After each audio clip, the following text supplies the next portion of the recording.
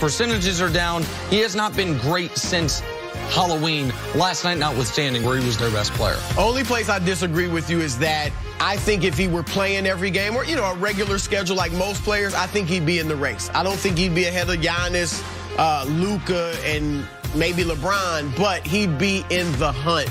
But, you're missing 22 games once every 4 games or whatever it is. No, you can't be the MVP. And for his history, because people are saying, well, Bill Walton did it, like you said, 58 games. There was some strange voting in the 70s. I mean, you had guys win, Kareem Abdul-Jabbar, Bob McAdoo, win the MVP award with losing records. Their team had losing records. That hasn't happened in the modern era of the NBA since the 80s. And so, no, there's no way, as good as he is, that Kawhi's in the MVP conversation. The Lakers were in Orlando last night, and LeBron James put the team on his back. The King finishing with 25 points, 11 boards, 10 assists for his 6th triple-double of the season. Lakers won at 96-87. They improved to an NBA best 22-3 on the season.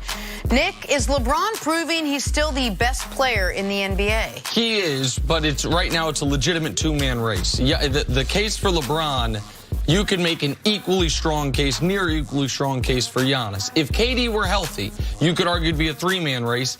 And if Harden wins a title, then it becomes a 4-man race, right? Like, because that's a big if. I understand, but Harden, I think some people would say, why is Harden never included in this? Because we just discount it because of the postseason, lack of postseason success. Right now, it's LeBron and Giannis have set themselves apart from everyone else with respect to Luka. I still think it's LeBron. Teams have the same record. I understand the argument for Giannis, but I think it's LeBron. If you brought in the postseason, which you did with Harden, then I would throw Kawhi in the discussion. Because, look, if he plays 60 games, we know he's not going to be MVP, not going to be first-team All-NBA. But if he has a run through the playoffs, they beat the Lakers, sure, maybe they win the finals, then he's now certainly in the discussion, if not at the top. But I agree, it's Giannis and LeBron right now. And I give LeBron the edge because head-to-head, he outplayed Giannis, even though they didn't really guard each other. He had a much better game against Giannis. Giannis even maybe was a bit tentative. You're talking about last year. Last year. They haven't played yet. Yeah, exactly, last year. And in the playoffs last year, Giannis struggled against Toronto. We haven't seen LeBron really struggle like that in a series, since Dallas back in 2011. So with those two factors, until Giannis gets it done in the playoffs, like LeBron has, I still, right now at least, will give LeBron the edge. The Rockets were in Cleveland last night to play the Cavs. How about James Harden? Just another ho-hum monster night, 55 points, including 20 in the fourth quarter. Harden went 10 of 18 from deep, only needed 5 free throws to drop the double nickel. Rockets hold off the Cavs for the 116-110 win. Nick, is James Harden the best scorer since Wilt? No, he's second best scorer since Wilt. Wilt, Jordan, Harden. And I think Harden has now passed Elgin, Rick Barry, who gets forgotten in this, and Kobe, the KD. And the Kobe one, I think, is important because Kobe had a year where scoring was the only thing that he was worried about. It was because they couldn't win the title that year. It was the second year without Shaq, and he averaged the 81-point game year, the 62 3/4, and he averaged 35.5. Harden averaged more than that last year and is going to average more than that this year. This year he might average 40. But I think Harden's done something maybe more notable than become the best scorer since Wilt. I think James Harden this year has right now, and it's a list he doesn't want to be at the top of, but I think he's now at the top of it. I believe James Harden is the best player in NBA history to not have a ring.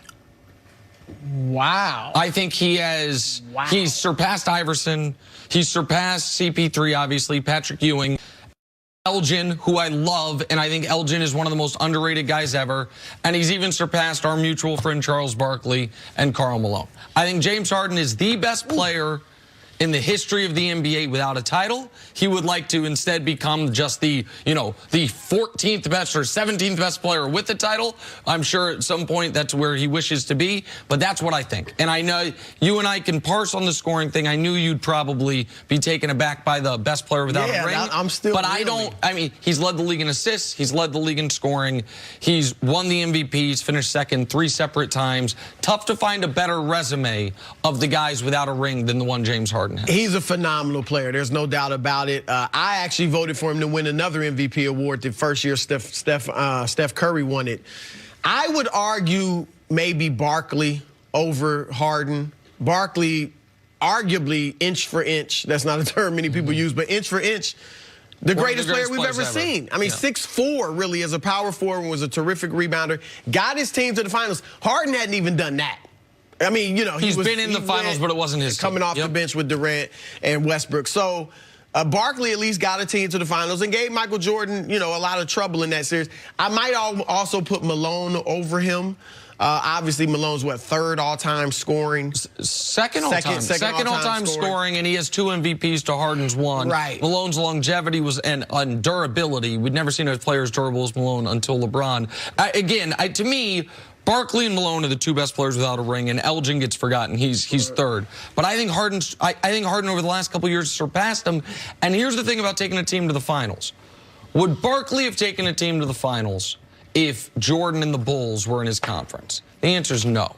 Look, Harden took his team to what was the de facto NBA Finals, the Western Conference Finals, against KD and Steph and the Warriors, and they were up 3-2 until the second-best player got hurt. They were up 15 in Game 7 of that. Does that make sense? Like, that, to me, that was the NBA Finals. But Barkley did have to, I don't remember if they played at this point, but Olajuwon, David Robinson, those guys were in the West. Karl Malone and John Stockton. It was brutal. The West was tough. But to your point, looking at circumstances, I think there are other players you could put in Mike D'Antoni's system that Harden's green light is unbelievable. If you put Steph Curry in that system, he couldn't hold up. You don't think? No. I don't know that Harden holds up because he doesn't get it done in the playoffs. Well, so last year, it should be noted, last year, James Harden averaged more points, assists, higher field goal percentage in the playoffs in his 6 games against the Warriors than Kawhi did in his 6 games against the Warriors, against a tougher Warriors team that was much healthier. And Kawhi's team won. He's Finals MVP, and it's considered an amazing performance. Harden's team loses, even though Harden, we could put him side by side. His numbers were great. Were great. So I don't think it's fair to say there's one playoff series where I feel like he got concussed in it. A few years ago, the one against San Antonio, where he had other struggles against Golden State early. He had the 10 turnovers in a closeout game. I get it, but he plays. The thing about Steph is Harden plays every night. Plays super high minutes, has to do all of it. If other guys could do it, they would. No, they wouldn't. No, they wouldn't, because this isn't proven to win. And you play to win the game, to quote the great Herm Edwards. And that's why, even though Kawhi's numbers aren't as big as Harden's were against the Warriors, Kawhi gets the love because they won.